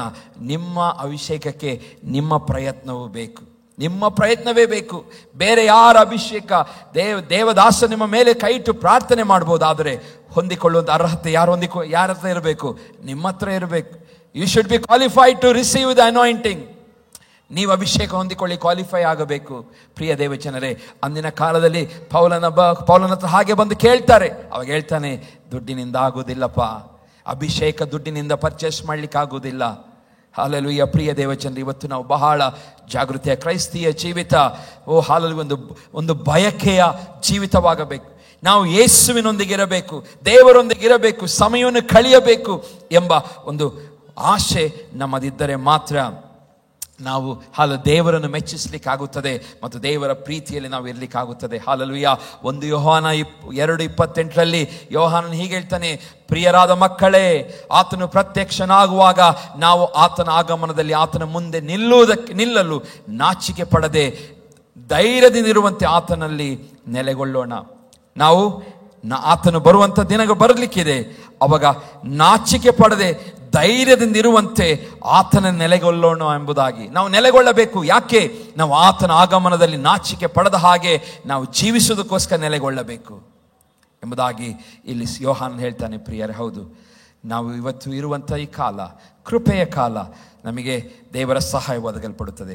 ಒಂದು ವೇಳೆ ನಮ್ಮ ದಿನನಿತ್ಯದ ಜೀವನದಲ್ಲಿ ಏನಾದರೂ ತಪ್ಪುಗಳನ್ನು ಮಾಡುತ್ತಿರುವುದಾದರೆ, ಅಥವಾ ದೇವರಿಗೆ ವಿರೋಧವಾಗಿ, ದೇವರಿಗೆ ದೂರವಾಗಿ ಇರುವುದಾದರೆ, ದೇವರ ಮುಂದೆ ಕ್ಷಮೆಯನ್ನು ಕೇಳಿಕೊಳ್ಳಿರಿ ಪ್ರಿಯರೇ. ಹಲ್ಲೆಲೂಯಾ. ದೇವರನ್ನು ಪ್ರೀತಿಸುವನು 3ನೇದಾಗಿ ಅವನು ದೇವರ ಮಾತಿಗೆ ವಿಧೇಯನಾಗುತ್ತಾನೆ. ನಮಗೆ ಗೊತ್ತಿದೆ, ನಿಮಗೆ ಎಕ್ಸ್ಪ್ಲೇನ್ ಮಾಡಬೇಕಂತ ಅವಶ್ಯಕತೆ ಇಲ್ಲ. ಅಬ್ರಹಾಮ್ ನಮಗೆ ಗೊತ್ತಿದೆ. ಅವನು ಒಂದು ಕಡೆ, ಒಂದು ಹಳ್ಳಿಯಲ್ಲಿ, ಒಂದು ಪ್ರಾಂತ್ಯದಲ್ಲಿ ಆತನು ಮೂರ್ತಿಗಳನ್ನು ಮಾಡುತ್ತಿರ್ತಾನೆ. ದೇವ ಭಕ್ತನಾಗಿದ್ದನು. ಅವನು ಒಂದು ದೇವರ ಮೇಲೆ, ದೇವರ ನಿಜವಾದ ಹುಡುಕಾಟದಲ್ಲಿದ್ದಂಥ ಒಬ್ಬ ವ್ಯಕ್ತಿ. ಆತನಿಗೆ ದೇವರಂದ್ರೆ ಬಹಳ ಇಷ್ಟ. ಹಾಗಾಗಿ ಅವನೇನ್ ಮಾಡ್ತಾ ಇದ್ದ? ಜನರು ತನಗೇನು ಗೊತ್ತಿದೆಯೋ ಆ ದೇವರನ್ನು ಅವರು ಪೂಜಿಸಲಿ ಎಂಬುದಾಗಿ ಮೂರ್ತಿಗಳನ್ನು ಮಾಡುತ್ತಿದ್ದಂಥ ಒಬ್ಬ ವ್ಯಕ್ತಿ. ಈ ದೇವರ ಮೇಲೆ ಆಸಕ್ತಿ ಇದ್ದಂಥ ಈ ವ್ಯಕ್ತಿ ಒಂದು ದಿವಸ ಅವನಿಗೆ ಸ್ವರ ಕೇಳುತ್ತದೆ. ಏನ್ ಸ್ವರ ಕೇಳ್ತದೆ? ನಿನ್ನ ಬಂಧು ಬಳಗವನ್ನು, ನಿನ್ನ ತಂದೆಯ ಮನೆಯನ್ನು, ನಿನ್ನ ಸ್ವಾಸ್ಥ್ಯವನ್ನು ಎಲ್ಲವನ್ನು ಬಿಟ್ಟು ನೀನು ಬಾ. ಹಲ್ಲೆಲೂಯಾ. ನೀನು ಬರಬೇಕು, ಹೊರಗೆ ಬಾ, ಎಲ್ಲರನ್ನು ಬಿಟ್ಟು ಬಾ, ತಂದೆಯ ಮನೆಯನ್ನು ಬಿಟ್ಟು ಬಾ, ನಿನ್ನ ಊರನ್ನು ಬಿಟ್ಟು ಬಾ ಎಂಬುದಾಗಿ ಹೇಳುವಾಗ ವಿಧೇಯನಾದನು ಇಲ್ಲವೋ? ಆತನು ವಿಧೇಯನಾದನು. ಆತನು ಏನು ಕೆಲಸ ಮಾಡ್ತಾ ಇದ್ದ? ಎಲ್ಲರಿಗೂ ಪೂಜೆ ಮಾಡುವ ಸಾಮಗ್ರಿಯನ್ನು ಕೊಡುತ್ತಾ ಇದ್ದ. ಇದನ್ನು ಮಾಡಿ, ಇದು ನಿಮಗೆ ನಡೆಸುತ್ತದೆ. ಆ ಸಮಯದಲ್ಲಿ ದೇವರೊಂದು ಯೋಜನೆ ಇತ್ತು, ಈ ವ್ಯಕ್ತಿಯನ್ನು ಹೇಗಾದರೂ ಮಾಡಿ ಬದಲಾಯಿಸಬೇಕು. ಹಲ್ಲೆಲೂಯ. ಈ ವ್ಯಕ್ತಿಯನ್ನು ನಾನು ಮುಟ್ಟಬೇಕು, ಈ ವ್ಯಕ್ತಿಯನ್ನು ನಾನು ಆರಿಸಿಕೊಳ್ಳಬೇಕೆಂಬುದಾಗಿ ದೇವರು ಯೋಜನೆ ಮಾಡಿ ಅಬ್ರಹಾಮನಿಗೆ ಹಲ್ಲೆಲೂಯ ಮಾತನಾಡುತ್ತಾನೆ, ಅಬ್ರಹಾಮನೊಂದಿಗೆ ಮಾತನಾಡುತ್ತಾನೆ. ಆ ಸ್ವರವನ್ನು ಕೇಳಿದ ತಕ್ಷಣ ಆತನು ದೇವರ ಸ್ವರ, ಯಾರೋ ಒಂದು ವಿಶೇಷವಾದಂಥ ಸ್ವರ, ಇದು ನಾನು ಹಿಂದೆ ಇಂಥ ಸ್ವರವನ್ನು ಕೇಳಲಿಲ್ಲ ಎಂಬುದಾಗಿ ಗ್ರಹಿಸಿಕೊಂಡು ಆತನು ಹೊರಗೆ ಬರುತ್ತಾನೆ. ಪ್ರಿಯರೇ, ಹೊರಗೆ ಬಂದ ತಕ್ಷಣ ಹಲ್ಲೆಲೂಯ ದೇವರು ಅವನನ್ನು ಅವನಿಗೆ ಎಲ್ಲಿಗೆ ಹೋಗಬೇಕೆಂಬುದಾಗಿ ಗೊತ್ತಿಲ್ಲ, ಆದರೆ ಮಾರ್ಗವನ್ನು ನಡೆಸುತ್ತಾ ಬರುತ್ತಾನೆ. ಅವನ ಆ ನಂಬಿಗಸ್ತಿಕೆಗೆ ದೇವರ ವಾಕ್ಯದಲ್ಲಿ ಓದುತ್ತೇವೆ, ದೇವರು ಅವನನ್ನು ಸ್ನೇಹಿತನೆಂಬುದಾಗಿ ಕರೆಯುತ್ತಾನೆ. ಯಾಕೋಬ 2:23 ನಾವು ಓದುತ್ತೇವೆ, ಆತನು ದೇವರ ಸ್ನೇಹಿತನೆಂಬುದಾದಂಥ ಹೆಸರು ಯಾರಿಗೆ ಬರುತ್ತದೆ? ಅಬ್ರಹಾಮನಿಗೆ ಬರುತ್ತದೆ. ಗಾಡ್ಸ್ ಫ್ರೆಂಡ್ ಎಂಬುದಾಗಿ ಅವನಿಗೆ ಹೆಸರು ಬರುತ್ತದೆ. ಪ್ರಿಯರೇ, ಯಾಕೆ? ಹಲ್ಲೆಲೂಯ. ಅವನು ಏನ್ ಮಾಡಿದ? ದೇವರು ಹೇಳಿದ ತಕ್ಷಣ ಒಪ್ಪಿದನು, ದೇವರ ಮಾತಿಗೆ ವಿಧೇಯನಾಗುತ್ತಾನೆ. 4ನೇದಾಗಿ, ದೇವರನ್ನು ಪ್ರೀತಿಸುವವರು ದೇವರ ನಿಯಮವನ್ನು ಪಾಲಿಸುತ್ತಾರೆ. ಹಲ್ಲೆಲೂಯ. ದೇವರ ನಿಯಮವನ್ನು ಪಾಲಿಸುತ್ತಾರೆ, ಮನುಷ್ಯರ ಕಟ್ಟಳೆಗಳನ್ನು ಪಾಲಿಸುವುದಿಲ್ಲ. ದೇವರು ಹೇಳಿದಂತೆ ಅವರು ನಡೆದುಕೊಳ್ಳುವರಾಗಿದ್ದಾರೆ. 1 ಕೊರಿಂಥ 13ನೇ ಅಧ್ಯಾಯ 5ನೇ ವಚನದಲ್ಲಿ ಓದುತ್ತೇವೆ. 1 ಕೊರಿಂಥ 13:5 ಹೀಗೆ ಬರೆಯಲ್ಪಟ್ಟಿದೆ, ಒಬ್ಬ ವ್ಯಕ್ತಿ ದೇವರನ್ನು ಪ್ರೀತಿಸುವವನು ಹೇಗೆ ಇರುತ್ತಾನಂತ ಹೇಳಿದ್ರೆ, ಮರ್ಯಾದೆಗೆಟ್ಟು ಅವನು ನಡೆಯುವುದಿಲ್ಲ, ಸ್ವಪ್ರಯೋಜನವನ್ನು ಚಿಂತಿಸುವುದಿಲ್ಲ, ಸಿಟ್ಟುಗೊಳ್ಳುವುದಿಲ್ಲ, ಅಪಕಾರವನ್ನು ಮನಸ್ಸಿನಲ್ಲಿ ಇಟ್ಟುಕೊಳ್ಳುವುದಿಲ್ಲ. ಯಾರು? ದೇವರನ್ನು ಪ್ರೀತಿಸುವವನು. ಪ್ರೀತಿಯ ಡೆಫಿನೇಷನ್ ನಲ್ಲಿ ಇಲ್ಲಿ ಪೌಲನು ಹೇಳುವಂತ ಮಾತು ಮರ್ಯಾದೆಗೆಟ್ಟು ನಡೆಯುವುದಿಲ್ಲ. ನೀನು ದೇವರನ್ನು ಪ್ರೀತಿಸುತ್ತಿರುವುದಾದರೆ ಅಥವಾ ಇನ್ನೊಬ್ಬ ವ್ಯಕ್ತಿಯನ್ನು ನೀನು ಪ್ರೀತಿಸುತ್ತಿರುವುದಾದರೆ ಆ ವ್ಯಕ್ತಿಯ ಮುಂದೆ ನೀನು ಮರ್ಯಾದೆಗೆಟ್ಟು ನಡೆಯುವುದಿಲ್ಲ, ಸ್ವಪ್ರಯೋಜನವನ್ನು ಚಿಂತಿಸುವುದಿಲ್ಲ, ಸಿಟ್ಟುಗೊಳ್ಳುವುದಿಲ್ಲ, ಅಪಕಾರವನ್ನು ಮನಸ್ಸಿನಲ್ಲಿ ಅಪಕಾರ ಎಷ್ಟು ಆಗಿರ್ಬೋದು, ಎಷ್ಟು ಅಪಕಾರಗಳನ್ನು ನಿಮಗೆ ಮಾಡಿರಬಹುದು, ಆದರೆ ನಿಜವಾದ ದೇವರ ಪ್ರೀತಿ ಇದ್ದರೆ ಅವನ ಅಪಕಾರವನ್ನು ಏನ್ ಮಾಡೋದಿಲ್ಲ, ಮನಸ್ಸಿನಲ್ಲಿ ಇಟ್ಟುಕೊಳ್ಳುವುದಿಲ್ಲ. ನೀವು ಪ್ರೀತಿ ಮಾಡ್ತಿರೋದಾದರೆ ಆತನ ನಿಯಮವನ್ನು ಪಾಲಿಸುತ್ತೀರಿ. 2 ಯೋಹಾನ 1ನೇ ಅಧ್ಯಾಯ 5ನೇ ವಚನ ಹೇಳ್ತಾನೆ, ಅಮ್ಮಂದಿರಿಗೆ ಹೇಳ್ತಾ ಇದ್ದಾನೆ ಯೋಹಾನನು. 2 ಯೋಹಾನ 1:5, ಅಮ್ಮನವರೇ, ನಾನು ಹೊಸ ಆಜ್ಞೆ ನಿಮಗೆ ಬರೆಯದೆ ಮೊದಲಿನಿಂದಲೂ ನಮಗೆ ಬಂದ ಆಜ್ಞೆಯನ್ನು ಬರೆಯುವನಾಗಿ ನಾವು ಒಬ್ಬರನ್ನೊಬ್ಬರು ಪ್ರೀತಿಸೋರಾಗೋಣ ಎಂದು ನಿಮ್ಮನ್ನು ಕೇಳಿಕೊಳ್ಳುತ್ತೇನೆ. ದೇವರ ಆಜ್ಞೆಗಳನ್ನು ಅನುಸರಿಸಿ ನಡೆಯುವುದೇ ಪ್ರೀತಿ. ಪ್ರೀತಿಯಲ್ಲಿ ನಡೆಯಬೇಕೆಂಬುದೇ ನೀವು ಮೊದಲಿನಿಂದಲೂ ಕೇಳಿದ ಅಪ್ಪಣೆಯಾಗಿದೆ. ಯಾರಿಗೆ ಹೇಳ್ತಾ ಇದ್ದಾನೆ? ಅವನೊಂದು ಸ್ಪೆಷಲ್ ಆಗಿ ಸಭೆಯನ್ನು ಉದ್ದೇಶಿಸಿ ಮಾತನಾಡುವಾಗ ಅಮ್ಮನವರೇ ಎಂಬುದಾಗಿ, ಹೆಚ್ಚಿನಾಗಿ ಈ ಅಮ್ಮನವರೇ ಎಂಬ ಶಬ್ದವನ್ನು ನಾವು ಕೇಳುವುದಿಲ್ಲ ಬೈಬಲಲ್ಲಿ. ಹೆಚ್ಚಿನಾಗಿ ಪುರುಷರಿಗೆ ಸಂಬೋಧಿಸಿ ಮಾತನಾಡುವುದನ್ನು ನಾವು ಬೈಬಲ್ ಓದ್ತೇವೆ. ಆದರೆ ಇಲ್ಲಿ ಒಂದು ಕಡೆ 2 ಯೋಹಾನದಲ್ಲಿ 1ನೇ ಅಧ್ಯಾಯ 5ನೇ ವಚನದಲ್ಲಿ ಅಮ್ಮನವರೇ ಎಂಬುದಾಗಿ ಪ್ರಾರಂಭ ಮಾಡ್ತಾನೆ. ನಾವು ಹೊಸ ಆಜ್ಞೆಯನ್ನು ನಿಮಗೆ ಬರೆಯದೆ ಮೊದಲಿನಿಂದಲೂ ನಮಗೆ ಬಂದ ಆಜ್ಞೆಯನ್ನು ಬರೆಯುವನಾಗಿ ನಾವು ಒಬ್ಬರನ್ನೊಬ್ಬರು ಪ್ರೀತಿಸುವವರಾಗೋಣ ಎಂದು ನಿನ್ನನ್ನು ಕೇಳಿಕೊಳ್ಳುತ್ತೇನೆ. ಯಾರನ್ನು ಪ್ರೀತಿಸಬೇಕಂತೆ? ಒಬ್ಬರನ್ನೊಬ್ಬರನ್ನು ಪ್ರೀತಿಸುವರಾಗೋಣ. ದೇವರ ಆಜ್ಞೆಗಳನ್ನು ಅನುಸರಿಸಿ ನಡೆಯುವುದೇ ಪ್ರೀತಿ. ಪ್ರೀತಿಯಲ್ಲಿ ನಡೆಯಬೇಕೆಂಬುದೇ ನೀವು ಮೊದಲಿನಿಂದ ಕೇಳಿದ ಅಪ್ಪಣೆ ಆಗಿದೆ. ಹಲ್ಲೆಲೂಯಾ. ಒಂದು ಸ್ತ್ರೀ ಸಮೂಹಕ್ಕೆ ಆತನು ಸಂಬೋಧಿಸಿ ಹೇಳುತ್ತಿರುವಂಥ ಮಾತು ಏನಂತ ಹೇಳ್ತಾ ಇದ್ದಾನೆ? ಆಜ್ಞೆಗಳನ್ನು ಅನುಸರಿಸಿ ನಡೆಯುವುದೇ ಪ್ರೀತಿಯಾಗಿದೆ.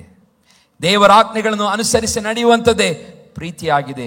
ಪ್ರೀತಿಯಲ್ಲಿ ನಡೆಯಿರಿ, ಅದು ಮೊದಲನೇ ಆಜ್ಞೆ ಆಗಿದೆ ಎಂಬುದಾಗಿ ಆತನು ಹೇಳುತ್ತಾನೆ. ಪ್ರಿಯರೇ, ಹಾಗಾಗಿ ಹಲ್ಲೆಲೂಯಾ. ಪೇತ್ರನ ಬಗ್ಗೆ ಗೊತ್ತಿದೆ. ಪೇತ್ರನು ಯೇಸು ಸ್ವಾಮಿಯನ್ನು ಬಹಳ ಪ್ರೀತಿ ಮಾಡುತ್ತಿದ್ದನು. ಯೇಸುಗೂ ಪೇತ್ರನ ಬಗ್ಗೆ ಪ್ರೀತಿ. ಆದರೆ ಒಂದು ಕಾಲ ಬರುತ್ತದೆ, ಒಂದು ಸಮಯ ಬರುತ್ತದೆ. ಹಲ್ಲೆಲೂಯಾ. ಎಷ್ಟು ಸಾರಿ? 3 ಸಾರಿ ಪೇತ್ರನು ಯೇಸುವನ್ನು ಅಲ್ಲಗಳೆಯುತ್ತಾನೆ. ಯೇಸುವನ್ನು ಏನ್ ಮಾಡ್ತಾನೆ? ಅಲ್ಲಗಳೆಯುತ್ತಾನೆ. ಆದರೆ ಪ್ರಿಯ ದೇವಜನರೇ, ಅದೇ ಪೇತ್ರನು ಬರೆಯುತ್ತಾನೆ, ಮೊಟ್ಟ ಮೊದಲು ನಿಮ್ಮೊಳಗೆ ಯಥಾರ್ಥವಾದ ಪ್ರೀತಿ ಇರಲಿ, ಪ್ರೀತಿಯು ಬಹು ಪಾಪಗಳನ್ನು ಮುಚ್ಚುತ್ತದೆ. ಯೇಸುವಿನ ಬಗ್ಗೆ ಆತನು ವಿವರಿಸ್ತಾ ಇದ್ದಾನೆ.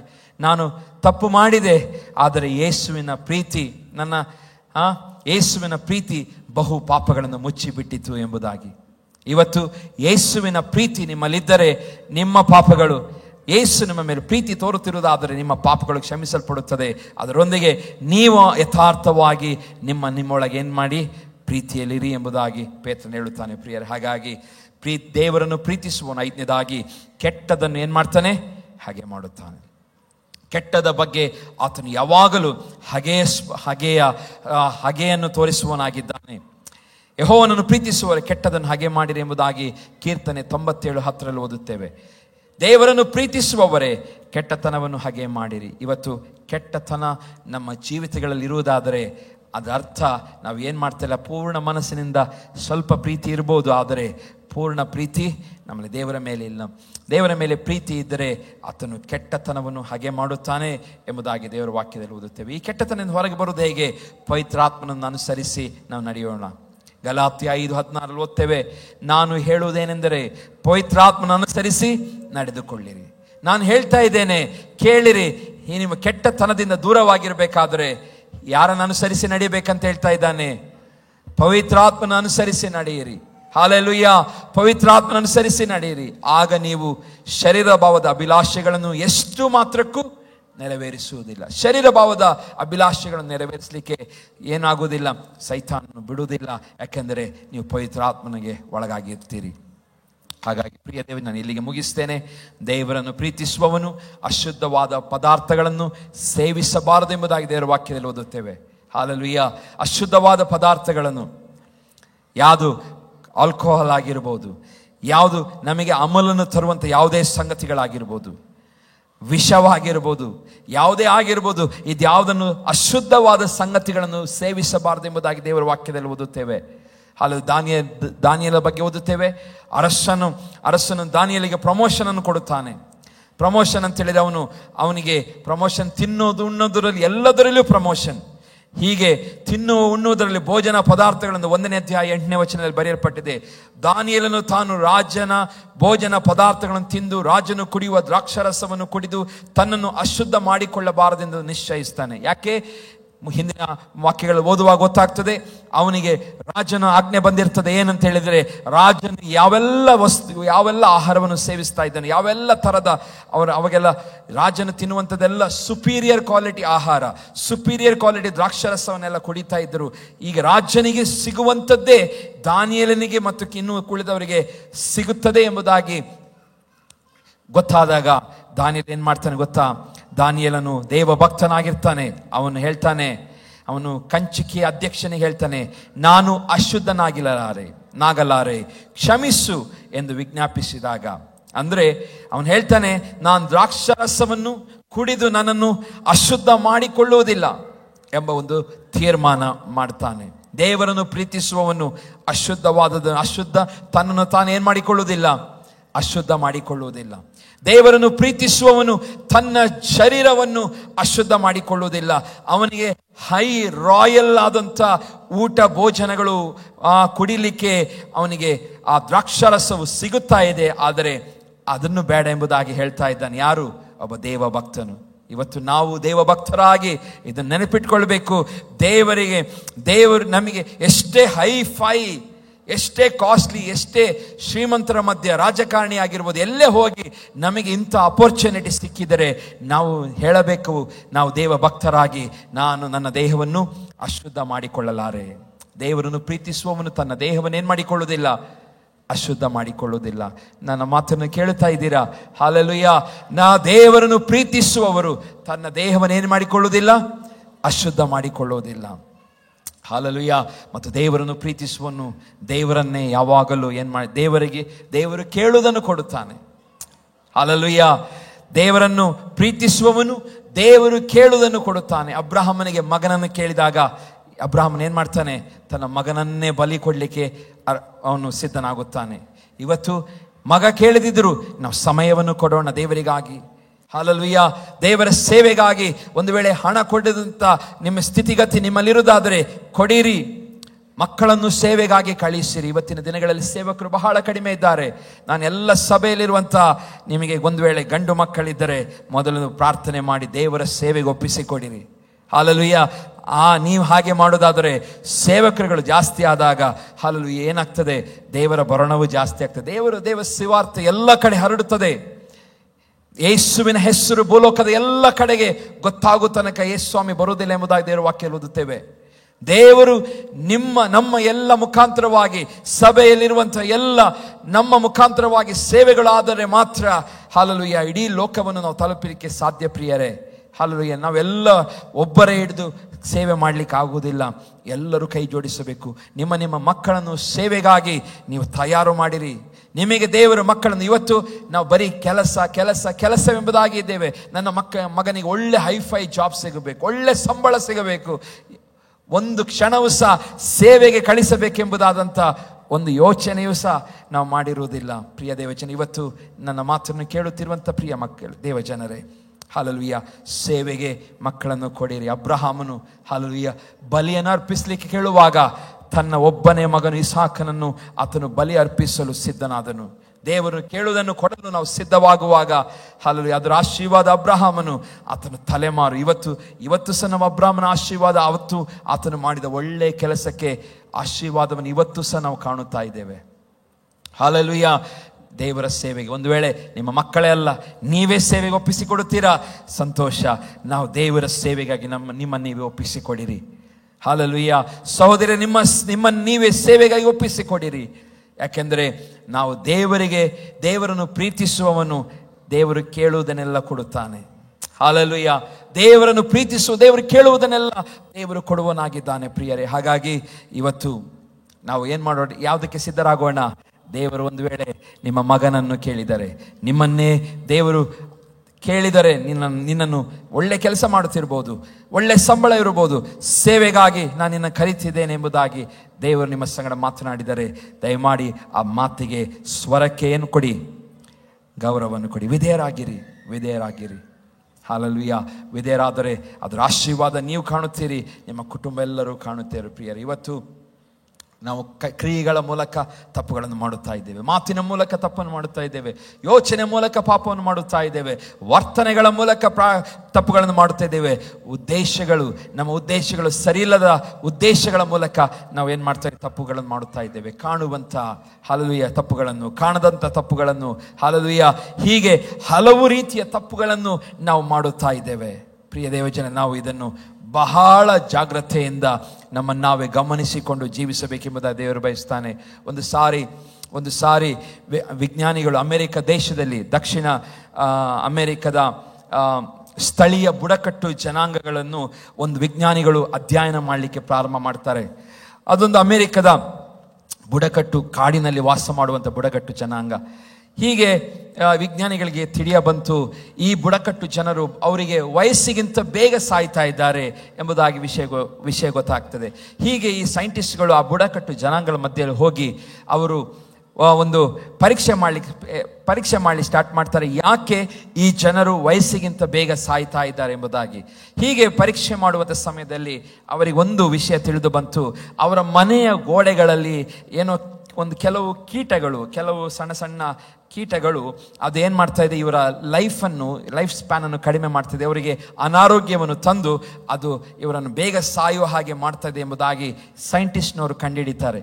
ಸೈಂಟಿಸ್ಟ್ನವರು ಕಂಡುಹಿಡಿದು ಈ ಬುಡಕಟ್ಟು ಜನಾಂಗದವರಿಗೆ ತಿಳಿಸ್ತಾರೆ. ಅವರಿಗೆ ಆಪ್ಷನ್ ಇರ್ತದೆ, ಅವ್ರು ಹೇಳ್ತಾರೆ, ನೀವು ಈ ಸ್ಥಳವನ್ನು ಬಿಟ್ಟು ಬೇರೆ ಸ್ಥಳಕ್ಕೆ ಹೋಗಿ ಮನೆ ಮಾಡಿಕೊಳ್ಳಿ, ನೀವು ಇರುವಂಥ ರೀತಿಯಲ್ಲಿ ಇರಿ, ಬಟ್ ಬೇರೆ ಕಡೆ ಮನೆ ಮಾಡಿಕೊಳ್ಳಿ ಎಂಬುದಾಗಿ ಸಜೆಸ್ಟ್ ಮಾಡ್ತಾರೆ.